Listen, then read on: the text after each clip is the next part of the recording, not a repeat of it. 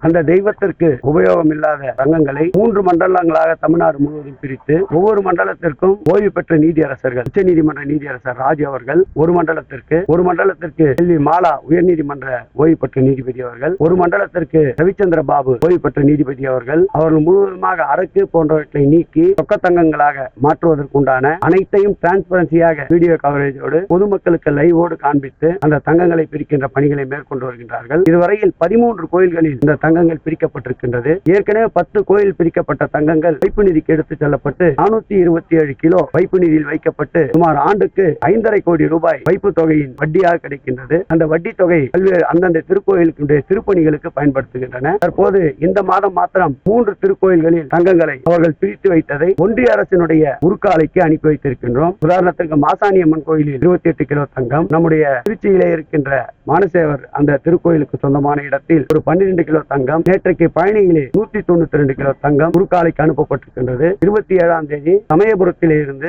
500 kilo அளவிற்கு இருக்கின்ற தங்கத்தை மும்பையில இருக்கின்ற உருக்காலைக்கு அனுப்ப இருக்கின்றோம். தொடர்ந்து இந்த தங்கங்களை உருக்கின்ற பணி நடைபெற்றுக் கொண்டிருக்கின்றது. இதுவரையில் 23 திருக்கோயில்களில் இந்த தங்கங்கள் அறுத்து நீக்கி நீதிபதிகள் முன்னிலையில் பிரித்து வைக்கப்பட்டிருக்கின்றது. அதில் 13 திருக்கோயிலுடைய தங்கங்கள் உருக்காலைக்கு கொண்டு செல்லப்பட்டிருக்கின்றன. 10 ஏற்கனவே உருக்கப்பட்டு வைப்பு நிதியில் வைக்கப்பட்டது.